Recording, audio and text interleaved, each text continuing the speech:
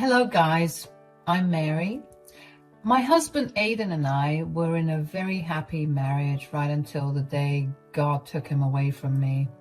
He was my lifeline and my greatest support. Aidan was a husband like no other. So his unexpected death really crushed me and our daughter Sylvia. He was a doting father and together we had the perfect family. Aidan passed away after my daughter had just graduated college. Aidan was very proud of Sylvia's achievements, even when his own family dismissed them. You see, Aidan's brother Dale is actually a misogynistic man. Ever since Sylvia was little, he often made fun of us for having a daughter. He had a son who was the definition of a bully, but Dale always praised him because he was a boy. We usually ignored everything until Dale's son started to severely bully my daughter. He called her names and told her that she was useless because she was a girl. It crushed our daughter's confidence and really made her feel insecure. That was when we confronted Dale about this. Dale, as usual, dismissed his son's actions and said, "Why are you being so dramatic about this? He's just a kid. Boys will be boys, you know." That is not true. Your son is 15, Dale. He needs to know better than to be such a bully to his own cousin. Oh God, your daughter is just being a crybaby like girls are. Looks like my son was right. A weakling like her will never amount to anything. Don't you dare talk about my daughter like that. My daughter is way better than your son, who is nothing but a bully. I see where this anger's coming from, Aidan. You are just mad that I have a son while you don't. You know that your daughter is useless and a burden. My daughter is not a burden. She's the best thing that ever happened to me, and I won't have anyone say otherwise. Aidan had always been protective of Sylvia, and so was I. That day, we had a big fight with Dale, after which we were low contact. They lived in a different state, so we didn't see them often anyway. They were banned from the house, and we only talked on the phone sometimes. While I maintained my distance, Aidan remained in contact, but didn't entertain his brother's awful comments. So, we were able to stay away from his awful mentality for years. Dale got back into our lives when Aidan passed away from a car accident. It happened out of the blue and it destroyed us completely. Sylvia and I had a hard time accepting what happened and moving on from it. Dale was also crushed, and we came together as a family to grieve Aidan. I won't lie, but he was genuinely crushed after his brother's death. He loved his brother after all. Anyway, Aidan's death brought us back in contact, and Dale used to check up on me and Sylvia from time to time. So my daughter and I gave him a chance to see if we could repair our relationship. Things were actually going really well until one day he came to visit me and Sylvia. It was Aidan's birthday and the first one after he was gone. So we allowed Dale to come to stay with us just so we could remember the good memories we had with my husband. Sylvia was also staying with me because she wanted to be closer to me after Aidan passed away. When Dale and I had this conversation, Sylvia was out to get groceries. Dale and I were talking about finances. Since I was a stay-at-home wife, Dale had been concerned about how I would handle everything. Surprisingly, he brought up the fact that my husband had a life insurance policy that paid me a lot of money after he passed. Dale brought up that topic and said, "So, Aidan left you a hefty life insurance policy. I think it paid off pretty well." Yes, he was always worried about what would happen after he died, so he had planned well. "Yeah, Aidan had always been good with money, so what are you going to do with the life insurance money now?" "I'm actually thinking about giving Sylvia a part of the life insurance money." "What? Why would you do that?" Well, Sylvia has been wanting to pursue a master's degree for a while now. She doesn't have enough money for that, and student loans will cripple her. She was lucky to have a college fund from my late parents, but she had to take out loans if she wanted to pursue her master's, so I've been thinking about helping her. Are you sure about that? I think you should think about this a little more. To me, it doesn't sound like a wise decision. Why would you say that? Dale, you too invested in your son's education since he didn't have a college fund. Yeah, but my son is a man. Why bother wasting your money on a girl child? She will amount to nothing anyway. This was something that I hadn't expected Dale to say at all. I had no idea why he thought I would be wasting money on Sylvia by investing in her education. Yes, my daughter could take out loans, but I didn't want that for her. I would have plenty of money left over even if I paid her tuition. So I don't know why Dale was so against it. What really caught my attention was how Dale hinted that his disapproval of my decision lies in the fact that I was investing in a girl's education and not a boy's. It was simply too bizarre for me to accept. I said, "What are you trying to say, Dale?" What I mean is that you should use your late husband's money on something that will actually benefit you. Giving your daughter money for education is just useless. How is it useless? I don't know why you're saying this. My daughter is pretty smart, and I'm sure she will do very well in her master's. Women like you will never understand the importance of managing money. This is exactly why you should listen to me and put that money into investments. You will have a good life living off of those investments. I can always try to find some work. I don't need to live a life of luxury anyway. This is about my daughter, Dale. It's about her dreams. She won't be able to pursue a master's degree if I don't help her. What on earth will she do with a master's degree anyway? She's a girl, and girls cannot make it big in this world. Look at her sitting around even with a bachelor's degree. I was pretty offended on my daughter's behalf. She didn't deserve to be criticized like that. Just because I didn't broadcast her successful career to the world, Dale thought that Sylvia was unemployed and not getting good job offers. That was ridiculous because I knew what my daughter was capable of.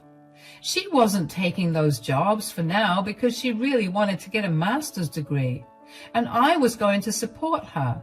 But first I needed to destroy some false notions that Dale had about Sylvia.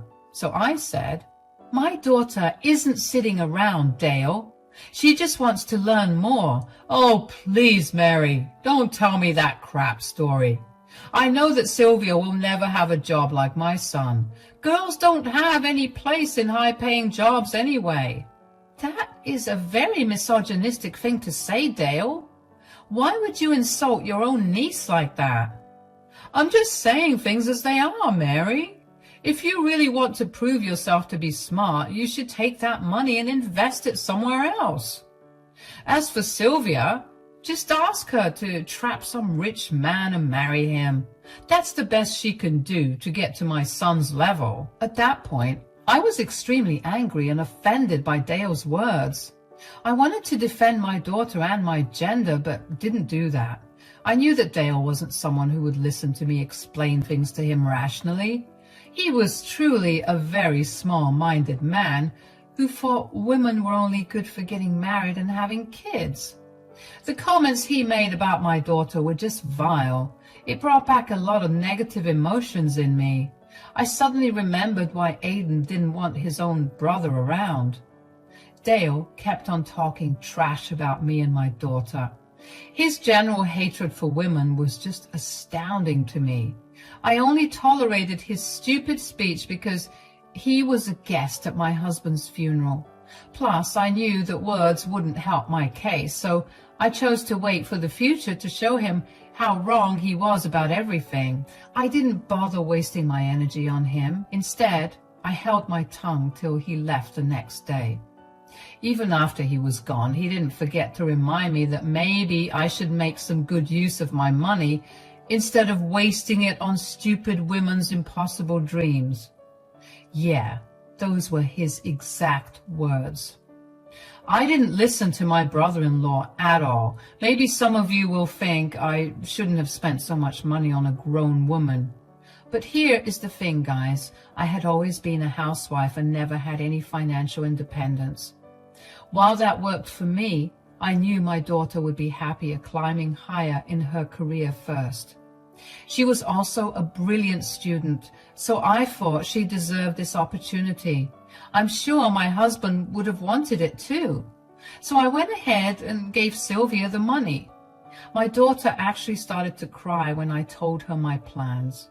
She said, "I can't believe how much you trust my capabilities, Mom. Even after Dale told you not to do this, you still offered to pay my tuition." Wait, what? Dale told you about our discussion? Yes, Mom. He came to me and told me that I shouldn't be a greedy witch and waste Dad's money. That made me super mad, guys. The audacity of Dale really had my rage coming to a boiling point. My poor daughter was already traumatized by my husband's passing. She was still grieving and dealing with her father being gone. Dale, instead of being empathetic, was actually working on hurting Sylvia more. I was furious but kept calm because I needed to calm down my daughter, who was a crying mess. She really felt guilty for taking her father's life insurance money. So I comforted her and said, "Listen to me, Sylvia. Your father would have been happy to share his money with you. You know how much he loved you, right? He was also proud of you, Sylvia. I'm sure he would have wanted this too." But Dale said that. Don't you dare consider what Dale said, Sylvia. He's a horrible man who can't see your potential. Maybe it was because we never rubbed your achievements in his face. Anyway, his opinion doesn't matter. We will manage everything. I want you to study and get that dream job of yours, Sylvia. Thank you so much, Mom. I don't know what I would have done without you.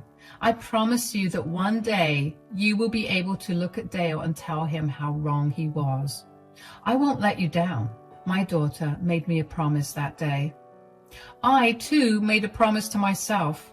I promised that when my daughter makes it big, I won't be humble about it.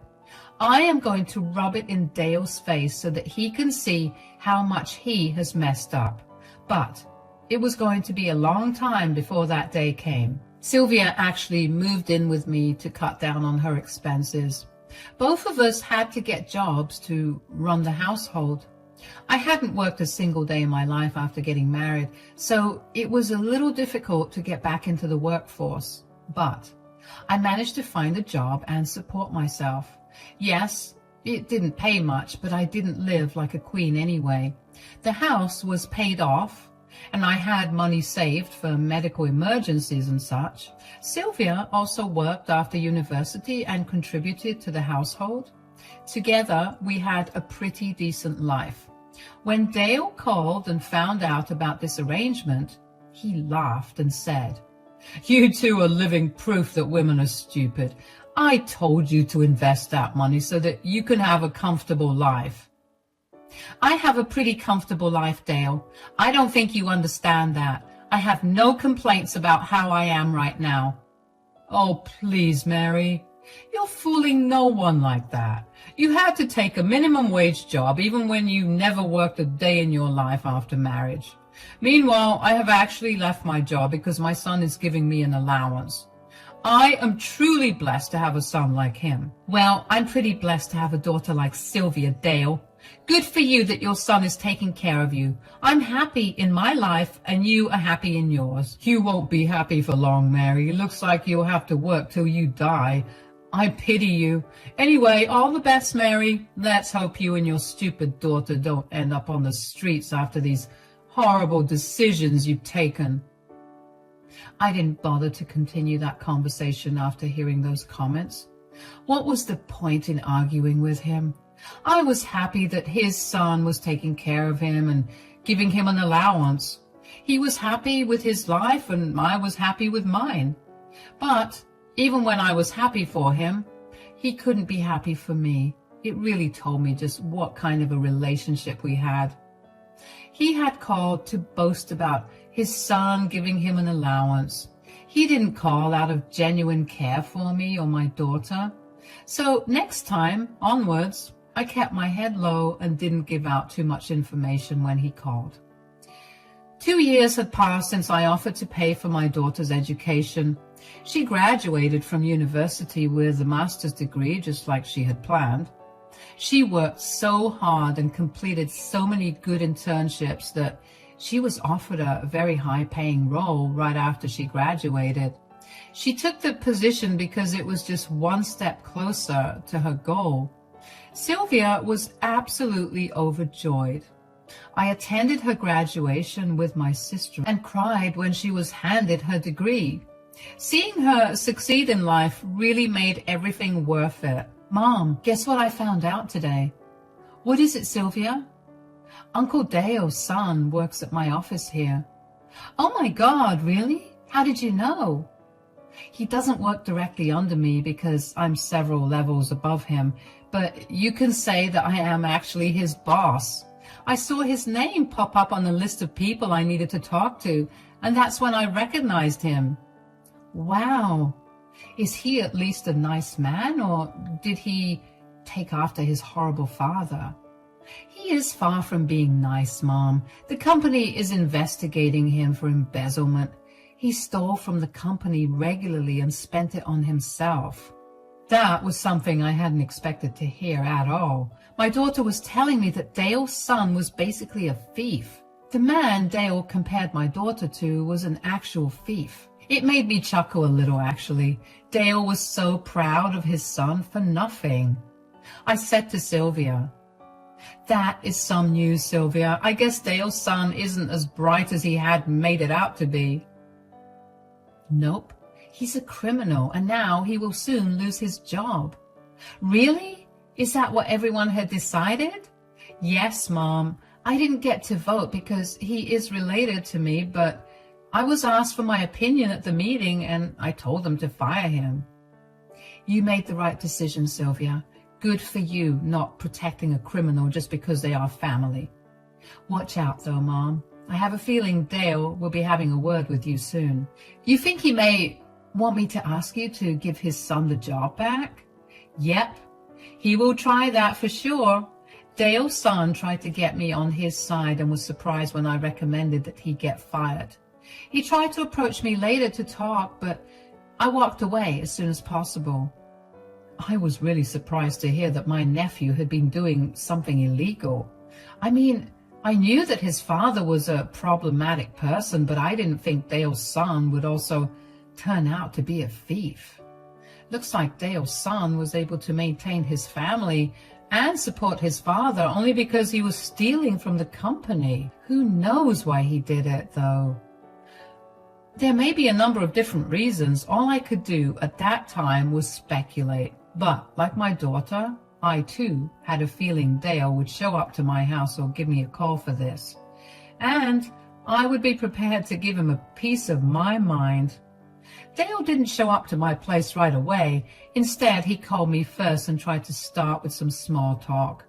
I played along because I didn't want to show him my cards yet. As the small talk progressed, Dale started to stutter a bit and said, I don't know if you've heard, but your daughter is working in my son's company." "I'm pretty sure it's not your son's company. He's just an employee there, and my daughter is his boss there." "Yes, well, she made it quite big, right?" "Get to the point, Dale. I know you haven't called me to hear about my daughter. Just tell me what you want."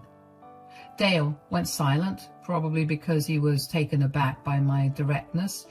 His poor show of wonder or astonishment did nothing to put me in a good mood. Instead, I was reminded of the time he had called my daughter useless, among other things. So my temper was starting to rise, and I didn't have time for his nonsense. When I told him to be direct, he awkwardly said, "Well, I don't know if you're aware that my son has run into some trouble at work.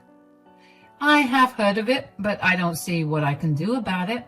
The thing is, your daughter is his boss and actually has a good relationship with all the seniors there. So I was hoping she could help him out a little.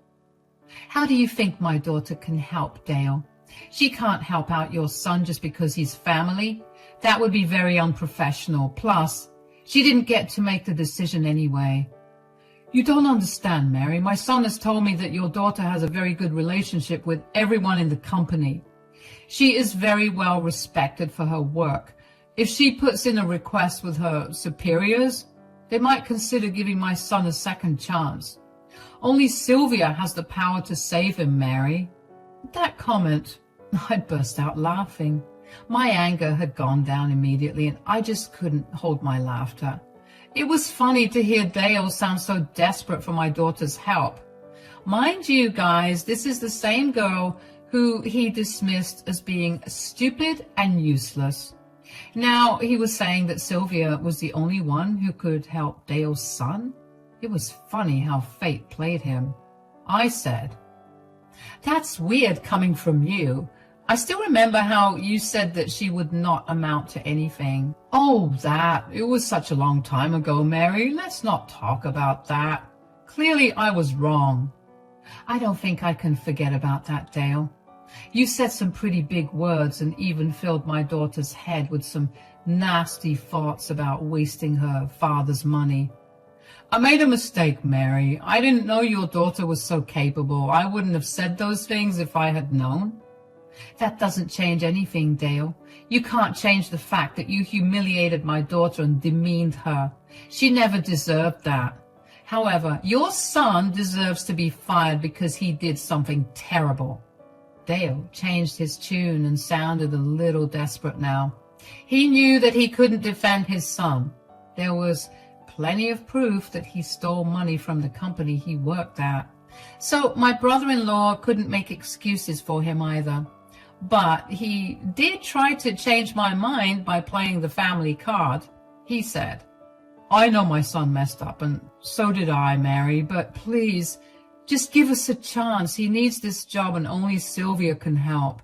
He is positive that his cousin can help. He even tried to talk to her, but Sylvia walked away and avoided him." "Can you please talk to her, Mary?" "I don't think so, Dale. I wholeheartedly support my daughter in what she did. She has no obligation to help a criminal like your son. My daughter is actually a professional and won't jeopardize her reputation by speaking in favor of someone like your son."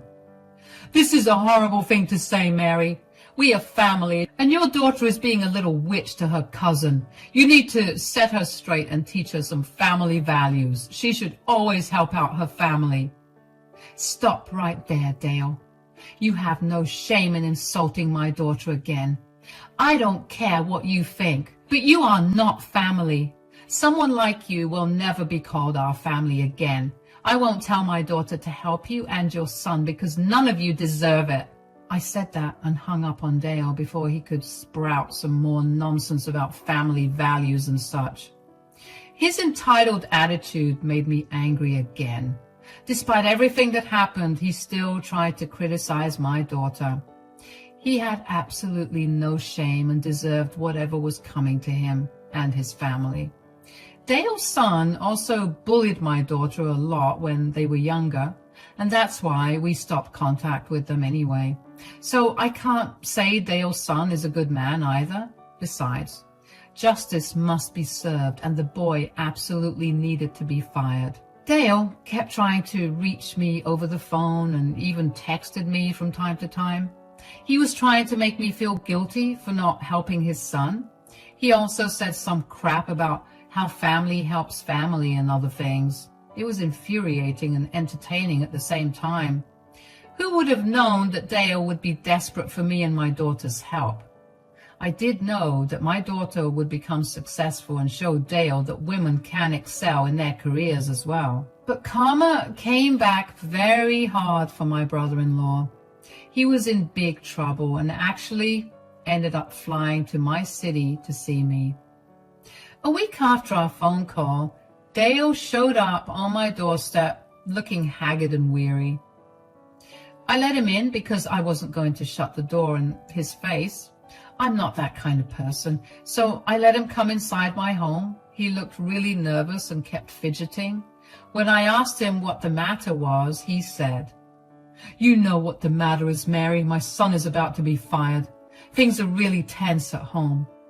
"Ah, yes, I remember that, Dale. Your son really shouldn't have stolen from the company." "What can I say, Mary? He knows he messed up. He's really sorry about it." "I guess being sorry won't help him now." "No, being sorry won't help. He tried his best to make his bosses understand, but they're not listening to him. Sylvia is our only hope. Please tell your daughter to give my son his job back. Only Sylvia's word will save him now." "I am pretty sure you said that my daughter is useless and won't amount to anything. Look what happened now, Dale. You are here begging for your son's fate, which lies in my daughter's decision. Well, let me tell you one final time now, Dale. My daughter will not help your son." But we will all become homeless now, Mary. They're threatening to sue my son for all the money. He will lose everything and we will be on the streets." "That's too bad, Dale. Looks like your investments in your son didn't pay off. And now you're just suffering those consequences." "We are done here, Dale. What happened to you and your family is karma. You deserve this for being such a horrible man and instigating your son against my daughter. Now you will find for yourself and no one will help you." Those were the words I said before throwing Dale out. He cried and begged me to talk to Sylvia. Dale had tried to reach her, but he had been blocked on her phone. So he came to me to try and save his family. His stupid decision to quit his job and rely on his son was costing him now. He was right in assuming that he would be brought to the streets. That's actually what ended up happening. Dale's son was kicked out of his job. The company also ended up suing him, so now he is under a lot of debt. He quickly abandoned Dale and his wife because he simply couldn't shoulder their responsibility anymore. So Dale was thrown out of their rented home because his son had stopped paying his rent. Dale actually didn't have much money for housing because he helped his son buy a house. Well, it looks like that was a waste because his son is selling the house to pay off his debts.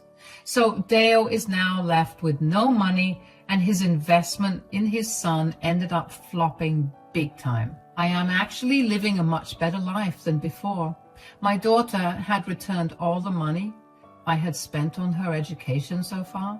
Sylvia and her husband are also trying to make me quit my job. They started a retirement fund for me and said that I needed to sit back and relax once the fund was full.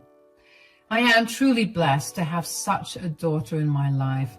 I'm sure my husband is proud of Sylvia and happy that I helped our daughter even when everyone around me was discouraging me.